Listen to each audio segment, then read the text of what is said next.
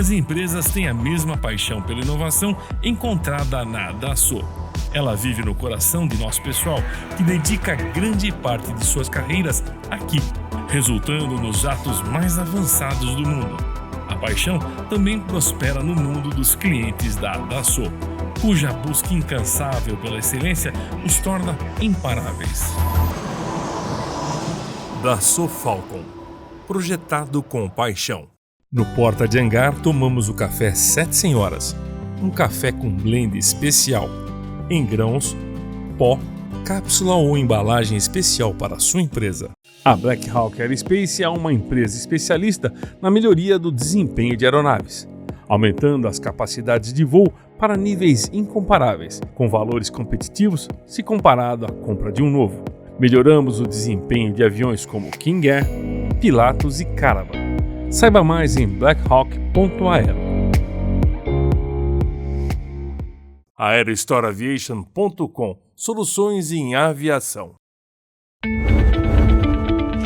Bem-vindo ao programa Porta de Hangar, o canal da aviação.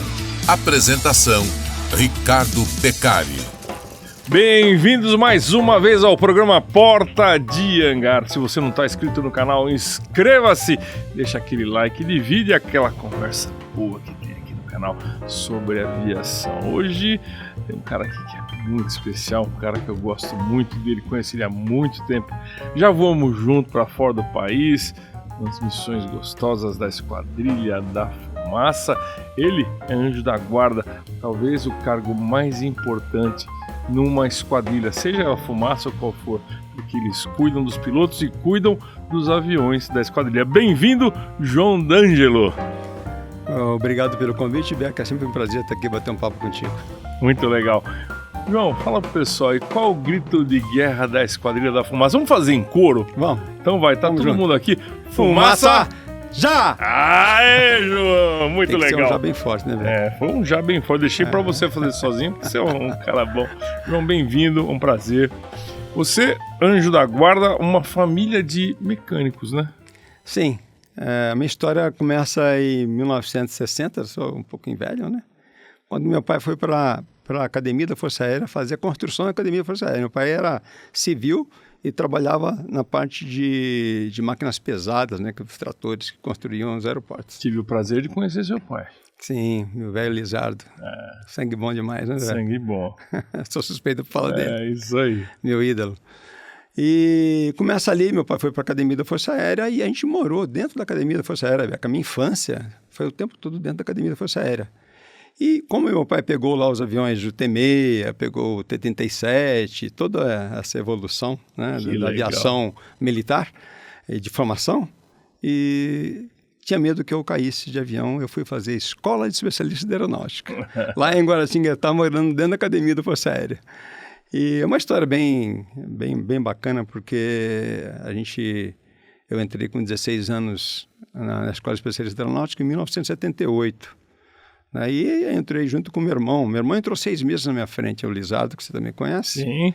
E depois de um tempo entrou também o Roberto D'Angelo, que é o terceiro integrante. Né? O Mimo. O Mimo. O homem que cria tartarugas. Depois eu conto a história da tartaruga. E a Escola de Especialistas de Aeronáutica é a maior escola de formação de técnico aeronáutico do país, né? Então, tem uma excelência de formação. Tenho bastante orgulho de ter feito a Escola de Especialistas de Aeronáutica, né? E as coisas foram acontecendo aos pouquinhos depois da minha formatura lá em 1980. Você sai da Escola de Especialistas da Aeronáutica como o quê?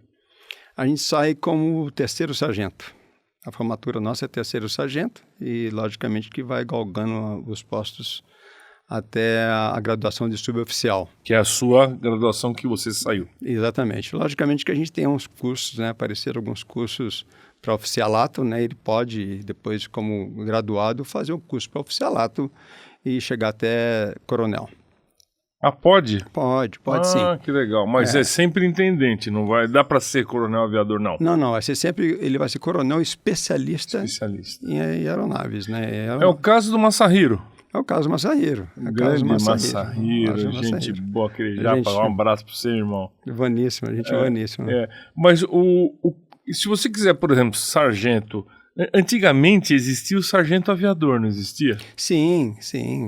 O Exército teve sargento aviador, né? Os Estados Unidos, que nosso berço lá também tinha os militares sargento aviadores. Acho que chegou até no Brasil também. Teve. O Coronel Ajax participou aqui e me falou que teve. Teve, sim. Quais são as especialidades que um mecânico, um sargento, pode ter dentro da Força Aérea? Que, aliás, a Força Aérea, para mim, não só na área de mecânica, mas em qualquer coisa, pessoal, forma muita gente. É médico, dentista, engenheiro, aviador, mecânicos, é muito importante. Sim, na parte de técnico, né, de aeronáutica, né, tem várias especialidades, todas as especialidades que englobam a parte de eletrônica, elétrica, mecânica, né, pneumática e hidráulica, e todas são formadas, todos os profissionais são formados com as especialidades de aeronáutica, e mais aquele da parte administrativa, né? Temos lá a parte da administração, enfermeiros, né? Também bombeiros, né? Então tem toda essa formação também na Escola Especialista de Aeronáutica. Tá. São 28 especialidades. Nossa, e dentro disso, por exemplo, você vai para uma academia da Força Aérea, que você pode escolher o que você quer fazer, ou você como se diz, é colocado no lugar que está trabalhando? Não, na verdade você vai para a escola, né? Você tem o básico lá, que você faz o básico, e depois você tem um psicotécnico para você fazer a escolha das especialidades, né? Então, o psicotécnico e a sua aptidão, logicamente, que vai influenciar para você escolher a sua especialidade. E dentre essas 28, você acaba escolhendo a que você mais se enquadra, desde que o psicotécnico não te diga que você não pode ser isso ou aquilo. Mas é uma escolha que a gente faz, né? Então, a minha especialidade, por exemplo, é uma especialidade de armamento. Então, o que engloba o armamento? Tem o armamento terrestre, são metralhadores, revólveres, material bélico, né? E tem a parte da aeronave, né? O míssil, foguete, lançador, canhão, os aviões na aviação de caça, principalmente. O armamento tem muitas funções. E o assento ejetável, porque o assento ejetável ele também tem explosivo. Então, quem mexe com esse tipo de equipamento no avião é o armamento. Quer dizer, você, além de mexer com todas essas... Mas, eu digo, você faz armamento, mas só escolheu um item ou tem que fazer tudo? Não, a gente se forma armamento para qualquer item. Dependendo de onde eu vou servir, né? Por exemplo, se eu for num esquadrão de caça, eu vou lidar com míssil, com bomba, com foguete, com canhões, né, na aviação. Se eu for para a Esquadrilha da Fumaça, conforme o meu caso, nós temos somente o assento ejetável. Então, eu vou trabalhar para ser especialista em assentos injetáveis. Quando você fala em revólver, é o revólver do piloto. O piloto voa armado? Um piloto de caça? Não, isso antigamente. Hoje não mais. Quando eu falo em revólver, porque também tem um material bélico onde vai dar instrução para os soldados de formação. Então, também cuida da parte de material bélico terrestre, né? Então, tem um material bélico terrestre, onde está em pistolas, metralhadoras, revólveres. E o armamento aéreo. O armamento aéreo, você vai trabalhar no esquadrão aéreo. O esquadrão aéreo só mexe só com armamento de aeronaves, onde que equipa as aeronaves. Quantos anos, aliás, você ficou na Fumaça? Eu fiquei 23 anos. O mais velho dos mecânicos lá ou não? Dos mecânicos, acho que fui eu que fiquei mais tempo. Acho que fiquei mais tempo. Quando sai, dá uma saudade da bexiga, Meu né? Deus do céu, é uma vida, né, Beca? Você passa uma vida, né? É uma geração, vida, né? Inteira, né? É uma geração. Eu entrei junto na reativação do Tucano, junto com o Coronel Ribeiro Júnior, que era meu comandante. Sim, grande. Aquela primeira equipe, né, que você já entrevistou Ivan, vários aqui. Nunes Siqueira, Ribeiro Júnior. Oxe, tem só nego bom, bicho. Crispim, Bragança, Coronel Faria. Bragança. Já tudo passou por aqui, já. Vergara, a primeira equipe, né? A primeira equipe Vilarinho, né? Então, acho que a maioria deles já veio aqui bater um papo contigo. Vilarinho já veio. Vilarinho tem até uma história que eu conto sempre, né? Que quando eu cheguei na Esquadrilha da Fumaça, que eu fui convidado a pertencer lá aos quadros de técnicos da Esquadrilha da Fumaça, né? E eu tava louco para voar, né? Então, eu já cheguei doido para voar, né? Depois eu me descobri que é uma das minhas paixões também, voar. Mas aí o primeiro dia que eu cheguei na Escola de Fumaça tinha um voo de experiência, né? Um voo de experiência é aquele voo depois que o avião sai da revisão e o piloto pega o avião para fazer um voo detalhado, né? Checando todos os equipamentos, né? Aquele negócio todo. E ele leva um especialista junto, um técnico junto com ele para fazer anotações, aquele negócio todo. E eu falei, não, eu quero ir, né? Eu quero ir como técnico nesse voo. Foi o meu primeiro voo. E eu me lembro que o Vilarinho chegou para mim e falou assim, ô Novinho, é o seguinte, eu vou fazer um voo, mas depois eu vou fazer um treinamento. Eu vou quebrar o pau. Você tá afim? Você aguenta? Eu não sabia se eu aguentava ou não, né? Lógico que eu aguento. Não, lógico que eu aguento, vamos lá, né? Eu falei, pô, nem que eu tenho que vomitar um saquinho e esconder, mas eu vou de boa. Mas foi um voo maravilhoso, o primeiro voo que eu fiz. Eu descobri que eu tinha aptidão para o negócio, que eu não vomitava fácil, não. Com o Vilarinho, cara, o cara que faz mais lancevac na Força Aérea. Foi um voo maravilhoso, foi o primeiro voo, um voo maravilhoso. E o cara, gente boa demais. O assento ejetável tem sempre um mistério em cima dele, né? O pessoal, como é que é feito, como é que funciona? Ninguém sabe da complexibilidade que é aquele assento. Explica um pouquinho, fala um pouquinho pra gente do que é mexer num trem daquele. O curioso, Beca, que assento ejetável é um equipamento caríssimo, né? Tem poucas fábricas no mundo inteiro. Quando eu fiz um curso, eu tive o privilégio também de fazer um curso na própria fábrica da Martin Baker, na Inglaterra. Que é os tucanos que equipam, que é os assentos que equipam o tucaninho, né, da minha geração, né. E a Martin Baker também equipa agora o Super Tucano também, com algumas modificações para melhor, logicamente, de tecnologia, mas equipa também os Super Tucanos. Mas o assento é um equipamento fantástico, né, é o último recurso do piloto para fazer um abandono com segurança da aeronave. E tem uns equipamentos, assim, o funcionamento sempre desperta uma grande curiosidade, né? Mas explosivo como? Como é que é esse negócio de explosivo do assento ejetável, né? Logicamente, para você remover 83 quilos, que é o assento ejetável, mais o peso do piloto de dentro de uma aeronave que está em queda, que vai chocar com o solo em alguns segundos, você precisa de agilidade, né? Então, o assento ele é instalado sobre um canhão, literalmente um canhão, de 3 estágios, né? Quando eu falo 3 estágios, é tipo uma antena de rádio que você puxa 3 estágiozinhos para cima e apenas com um comando, né?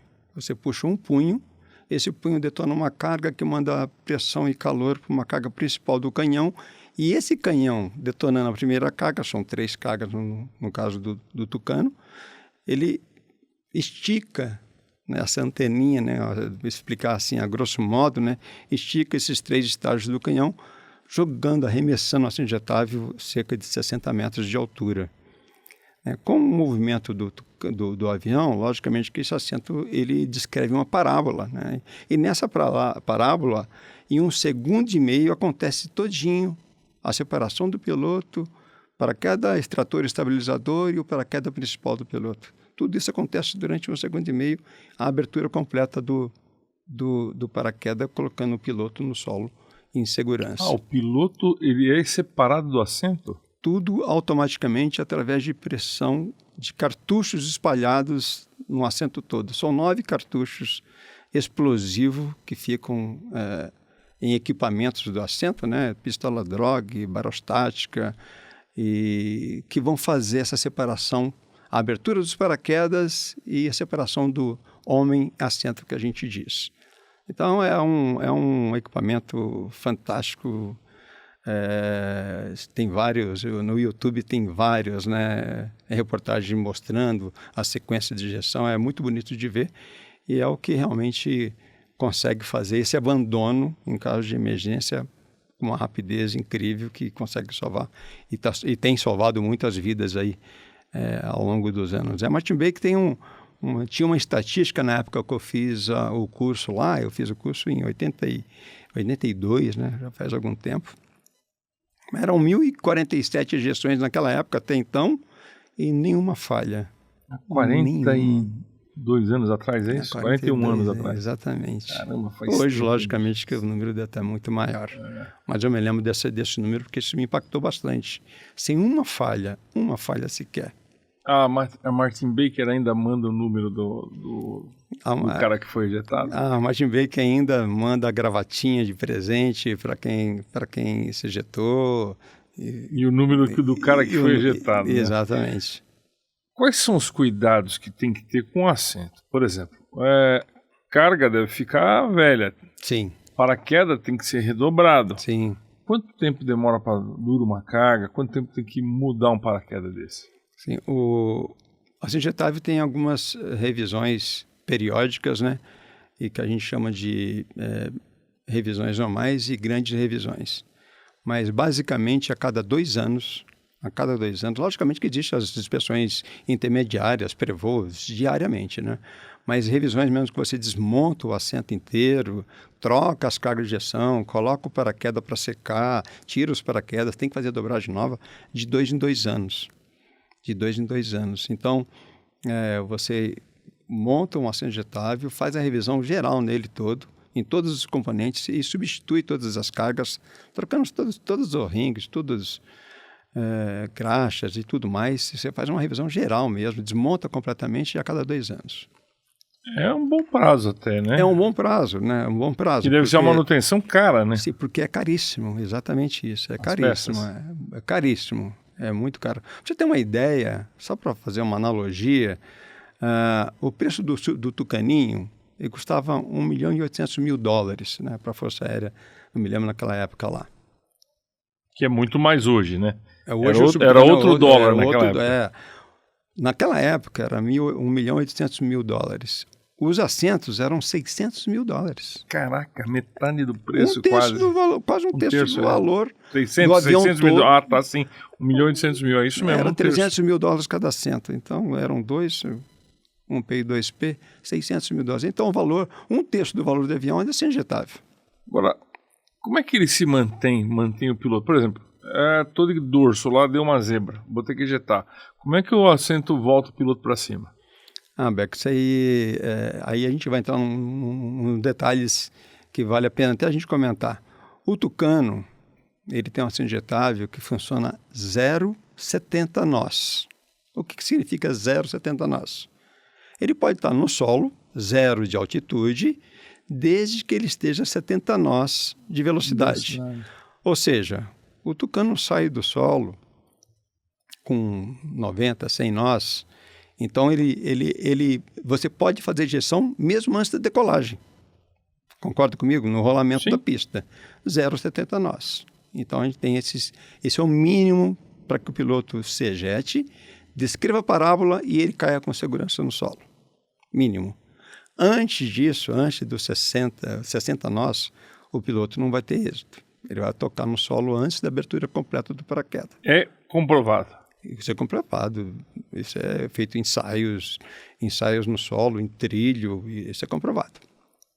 Tem filmes mostrando, ilustrando tudo isso que eu estou dizendo para você. O assento injetável do Super Tucano é um assento 00. Ou seja, no lugar você pode ejetar. Exatamente. Ou seja, outra tecnologia, ele já tem um motor foguete adicionado àquele assento do Tucaninho. Caramba! É um motor foguete que fica embaixo do assento. Não é mais explosivo? Continua tudo explosivo. Ainda são explosivos. Acontece que o Tucano, ele conseguia jogar um assento a 60 metros de altura. O Super Tucano, ele joga a 85 metros de altura. Senhora, é alto. Ou seja, nós temos altitude suficiente para que haja aquela abertura dos paraquedas e separação do piloto e ele toque com segurança no solo. Se o Tucaninho, o assento do Tucaninho, quando eu falo Tucano, é o Tucano, não o Super Tucano. O assento do Tucaninho exige dar parado, ele vai subir, vai esticar, vai separar o piloto, fazer tudo, mas não vai dar a abertura completa do paraquedas para estabilizar o piloto para tocar no solo. Entendi. Com ele parado, entendeu? Por isso que ele tem que estar a 70 nós para que descreva uma parábola e durante essa parábola do assento atinge 60 metros de altura e durante essa parábola infle o paraquedas extrator, estabilizador. Dê tempo para fazer toda essa... Dê tempo para poder fazer toda essa estabilização do piloto para que ele toque no solo com segurança. Quando você provavelmente já deve ter rever o amigo que ejetou, o piloto que ejetou, o próprio mecânico às vezes está de saco lá. Qual é a sua sensação? Você fala, pô, eu que deixei tudo em ordem isso aqui e tudo mais. Logicamente que a gente sempre está cumprindo a nossa finalidade, né? É lógico, a nossa obrigação. Mas é muito satisfatório quando você trabalha no equipamento que salva vidas. Imagino. É muita satisfação. Apesar de ser uma responsabilidade muito grande para você não errar na manutenção, a atenção completa, né, quando você está fazendo a manutenção transitável, porque é muito fácil você se equivocar. Logicamente que a gente faz vários testes, né, e quando você instala o assento no avião e fala para o piloto, não pode decolar, que está tudo ok, é porque você a exaustão, você passou aquele equipamento por vários testes que garante o funcionamento dele. Mas é uma responsabilidade bastante grande, né, Beca? Você sempre está bastante grande. É o último recurso, né? Mesmo quem faz a dobra dos paraquedas, né? Os paraquedas tem que abrir, né? Você dobra o paraquedas, João? Não, é aí que é a parte de equipamento de voo. Quem cuida da parte de equipamento de voo, que cuida Ele que vai dobrar. Macacão anti-G, que cuida dos capacetes, né? Que cuida ele que faz essa dobra. Tudo coisa que tem que funcionar de verdade, né? Exatamente. É um trabalho de equipe, né? Sim. O armamento trabalha junto com o equipamento de voo, ele fazendo a dobra dos paraquedas, né, e a gente cuidando da parte de estrutura mesmo, do paraquedas, da parte explosiva. O assento, ele pode acionar sozinho? Não, não pode. Não tem como? Não tem como. A gente tem um punho para ser comandado e esse punho tem pressão que você deve fazer nele para que ele acione. Sozinho não há como. Tá? Logicamente que já aconteceu incidentes onde o punho foi acionado inadvertidamente e aconteceu ejeção, teve fatalidades e tudo mais. Mas não foi sozinho. Alguém errou e puxou o punho quando não era para ter puxado, entendeu? Com o equipamento que enroscou, o assento não estava apinado. Ele é muito seguro, desde que você cumpre todas as etapas de segurança previstas para manutenção. O que é o assento pinado, para o pessoal saber? O assento pinado é aquele assento que está seguro para você fazer uma remoção dele da aeronave com segurança, sem que ele aconteça assim, um acidente. Então, o assento pinado, ele tá com todas as cargas dele com os pinos travados. Entendi. João, na fumaça, para que lugares você foi? Tem noção de quantas horas você já voou? Conta pra gente um pouquinho da sua passagem na fumaça. Eu entrei naquela época a primeira, como eu estava dizendo, né, em 1980, outubro de 83. Então, a gente estava num plano da Embraer divulgando o Tucano. Voaram que nem os cachorros. E aí a gente fez bastante viagem para o exterior, divulgando o produto aeronáutico brasileiro, né? Que o Tucano, a gente tem esse orgulho, né? É um produto nosso, fabricado pela Embraer. Então a gente estava naquela de divulgar esse produto, né? Viajamos bastante para o exterior, né? Fomos para a Europa, Alemanha, França algumas vezes, Estados Unidos, Canadá, América do Sul praticamente inteira, né? A gente voou a América do Sul inteira, todos os países. Várias vezes, né? Esse que é o várias interessante. Vezes. E do Iapoque ao Chuí, que o pessoal costuma dizer, o Brasil inteiro, né? Então, eu quando eu saí da fumaça, eu estava com 2.400 horas de voo. É bastante. De saco. De saco, De saco. E também o mecânico voa um pouco lá para ajudar o cara, porque não tem piloto automático, né? Não tem. Na verdade, Beca, eu acho que a gente acaba pegando gosto, né? Eu fui me descobrir também, apesar além de ser mecânico das coisas de fumaça, eu descobri que eu gostava de pilotar também. E você é piloto, né? A pergunta que eu ia te fazer agora. A gente acabou depois tirando os cursos, né, de piloto, todos os cursos aí comerciais e previsto aí para uma carreira aviatória, né? Mas eu fui descobrir isso lá. Tipo, D'Angelo, segura um pouquinho aqui que eu vou pegar um lanche. Tem que ser, né, bicho? E é muito legal, né, que você está voando com os pilotos Top de linha. Top de linha. Outra coisa, né? A convivência nossa, a Esquadrilha de Fumaça é uma delícia. É uma família, né? Uma família. Então, era muito prazeroso, sabe? A gente estava só entre amigos, né? Escolhidos, né? E a gente escolhe os amigos que a gente quer trabalhar na Esquadrilha de Fumaça dessa maneira, né? Existe o conselho, né? Então, o conselho é um conselho fantástico, né? Que permite que você escolha com quem você vai trabalhar. Isso não tem coisa melhor, né? Então era maravilhoso. E eu acabei descobrindo que eu gostava de pilotar também, né?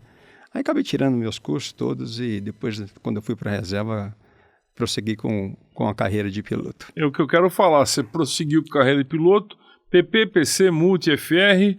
Sim. E o que você fez? Na verdade, quando eu estava indo para a reserva, né, nosso grande amigo Carlos Zedo, Carlos Zedo veio aqui no programa. Você conhece muito o Carlos Zedo. Ele falava assim para mim: olha, gordito, estou preocupado contigo. Por quê, Carlito? Porque tu tá pele e osso. Era uma das tiradas do Carlos Zedo. Sempre de bom humor, né? Sempre tinha uma tiradinha muito Saudades. boa. E quando eu estava indo para a reserva, o Carlos Zedo tinha um táxi aéreo. Tinha a esquadrilha Extreme táxi aéreo. Extreme táxi aéreo, e tinha o circo aéreo também, com os T-6, o Beech, né? Lugar dos sonhos, né, para trabalhar. Pois né? Onde a esposa dele, a Mônica Edo, voa até hoje, Exatamente. Né? O T-6. Exatamente. Hoje tem lá o filho dele, o Sebas. Mantendo lá o Beech, os T-6 para voar. Rodrigo, saltando de paraquedas. Sim. E aí vai, a turma toda. Sim. E aí ele me convidou. Eu falei assim, olha, quando você for para a reserva, me procura, porque eu tenho emprego para você lá. E foi isso que aconteceu. Eu fui para a reserva, no dia seguinte eu estava aqui nos Amarais trabalhando. Aí comecei a voar o bandeirante dele, o bandeirante... PT Edo. A gente fazia alguns contratos, né, de SEDEX, né? Então eu peguei bastante experiência nessa época aí, voando lá no Carlos Zedo. E também tive a oportunidade de solar o T-6, fazer translados do T-6, porque os pilotos Laerte, Marcelo Jorge, né, que era o Albrecht. Negrão, Albrecht. Eles eram pilotos de companhia, então a gente tinha que levar o avião para o Rio de Janeiro, acabava fazendo essa parte de translado. Que chato, né? Você ia com raiva, não? Eu imagino. Era uma coisa, era um prazer. É um avião maravilhoso, né? Então eu tive essa sorte, né, de ter amigo que me convidou para poder trabalhar. Confiasse, né? Porque se entregar um T-6 na mão de uma pessoa não é brincadeira. Inclusive, a gente montou, a Mônica, fui lá tomar um café com a Mônica lá nos Amarais, outro dia, uns 3 meses atrás, e a Mônica falou assim, eu tô com um T-6 aqui para a gente montar, para fazer uma homenagem para o Carlos Zedo e colocar numa praça lá em Joinville, que eles ganharam. O Carlos ganhou uma praça com o nome dele lá, perto do aeroporto lá de Joinville. Merecidíssimo. E aí eu falei, não, Mônica, vamos, esse desafio está comigo. E a gente montamos um T-6, ficou maravilhoso, logicamente, um T-6 sem motor, né, mas a estrutura inteira montadinha, pintado. E está montado, está pronto, né. A gente conseguiu, inclusive, no dia do aniversário do Edo, entregar esse T-6 montado. E ele deve ir para Joinville nesses próximos meses aí. E aí o Sebas, até o filho do Edo, acabou me fazendo um convite para você não quer voltar a voar o T-6. Eu falei, nossa, isso aí é a mesma coisa que dar doce para criança. E estamos lá tentando reativar a esquadrilha do circo aéreo, né? Com a Mônica, com o Sebas, com os Beech, né? Estamos com os projetos lá, se Deus quiser vai dar certo. A gente vai ouvir ainda os T-6 roncarem. Que legal, pessoal, empresários. Põe sua marca no T-6 da Mônica, do Edo, que sempre foram marcados por empresas, né? Então é importante, você mostra a sua marca e continua a história de um avião tão lendário, tão bacana, que dá um show tão legal. Não só do avião, eu digo, esquadrilha do Carlos Zedo, que ele era comandante, muito bonita, fez muito sucesso. Quantos anos, João, a esquadrilha? Mais de 30, mais de 30, com certeza. Quando eu entrei na Esquadrilha de Fumaça, fiquei lá 23, o Edward já estava voando na Onyx Jeans faz tempo. Então ficou mais de 30 anos, com certeza, mais de 40 anos. E o Edu sempre foi um cara sonhador e batalhador, né? Ele e a Mônica, a curtição de fazer aqueles aviões voar é muito legal. Agora eu tenho uma pergunta que eu faço para todo cara que senta aqui que é piloto. Troca de cueca.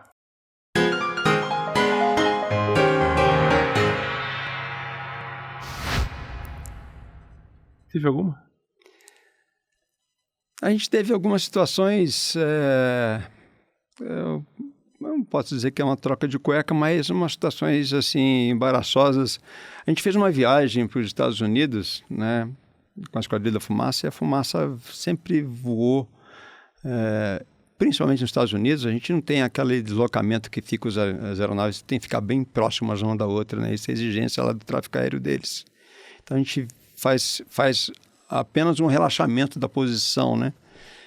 E o comandante era o coronel na época, o coronel Soares Filho. Soares Filho.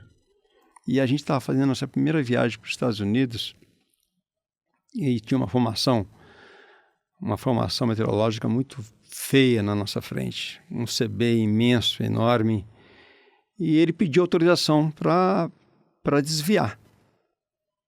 E o controle negou a autorização para ele, dizendo que tinha tráfego, não podia desviar, e a gente tinha, logicamente, limitação de altitude com os tucanos para passar e tudo mais. E a gente teve que passar numa beirada desse CB lá, que não foi nada... E beiradinha faz um estrago bom, né? Imagina você com 8 aeronaves em formação, reunidas, e você entra no torinho, no CB, onde você começa a não conseguir enxergar a ponta da sua asa do seu avião, mas você tem o seu ala, e aí acontece um procedimento que é muito bem treinado pelos pilotos da Força Aérea, não só da Fumaça, mas isso é doutrina, o procedimento de espirrar. Não, eu vou espirrar, porque eu não consigo ver meu ala, né? E tem todo um procedimento padronizado, certinho, que seguro. Acontece que uma das aeronaves sofreu um raio e perdeu todos os seus instrumentos de navegação. Então, você imagina, a gente meio que perdido dentro do CB, cada um na sua posição já, todo mundo espirrado, e uma das aeronaves, o piloto não conseguia falar e não conseguia navegar. Nossa Senhora. Então, a gente ficou esperando um ventiladorzinho ali do lado, né? Mas, graças a Deus, a gente acabou, depois de alguns minutos, atravessando esse CB, todo mundo guardado, todo mundo escondido ali, né? Porque não dá para enxergar mais ninguém, né? Todo mundo, vamos dizer assim, espirrados, né? E depois de 50 milhas, a gente se encontrou lá na frente.